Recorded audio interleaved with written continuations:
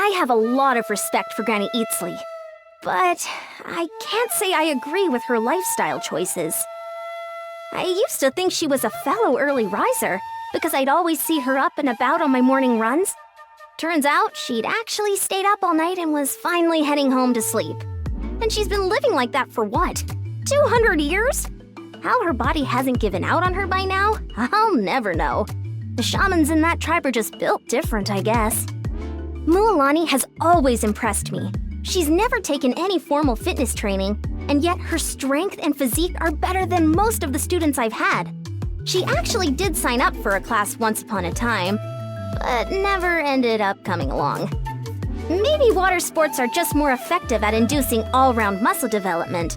Who knows, but I suspect the key is her frame of mind. As far as I know, she's never gone out and trained with the specific goal of achieving a certain kind of body. Shilonen is the first friend I ever made from the Children of Echoes. I have all sorts of new ideas when I'm designing fitness equipment, and she's one of the few people who can actually bring them to life. And not just that, but the build quality is always exceptional. My only issue is that she always pushes back on my deadlines. But I guess if you want something done well, it takes the time it takes. Because of the childhood I had, I don't like relying on other people or needing their protection. But when MAVUIKA is around, even I feel comfortable letting her take the lead. To be clear, that's not because she's the leader and I'm intimidated by her. Quite the opposite. It's because I trust her as a close friend. Following her just feels right. Almost instinctive. Like moving towards the light when you're surrounded by darkness. Kachina's a very special student.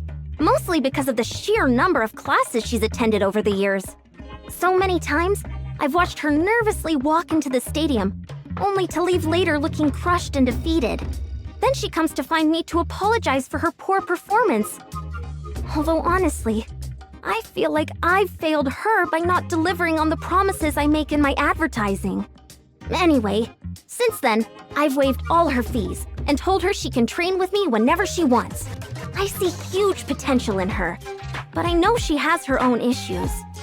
I've done all I can do as a coach, so whatever other challenges she faces, she'll have to conquer them on her own. Kenichi always does a great job whenever I need someone to handpick the best fruit from VARESA's orchard.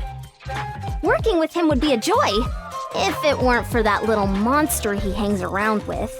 He says the nastiest things. Someone really needs to teach him some manners. I'd very happily do that myself, of course. I'm sure one of my training programs would whip a Hao into shape. And in fact, I've offered that to Kenichi before. But he turned me down. I guess he has his own way of keeping a Hao in line. Ah, VARESA. She's my star student. My pride and joy. I hope she hasn't made a bad impression on you. Oh, no, not like that. When push comes to shove, I'm sure she pulls her weight in battle. And I know she has things under control at the end of the day. It's just, she can be a little too relaxed, you know? I feel like if I'm not there constantly pushing her to stay focused, she'll lose all sense of time and treat every day like she's on vacation. Leave the house to run an errand, but then saunter along without a care in the world, letting herself get distracted by every morsel of food she passes along the way. Once in a while, that's fine, but you can't live like that when you're out adventuring and the stakes are so high. Anyway, I've told her all this before, so hopefully I've gotten through to her by now. But the other thing that worries me is the amount of food she needs. I mean, you tell me. Is it really practical to go hiking through the hills with a sack of food on your back the size of a baby Tatankasaur?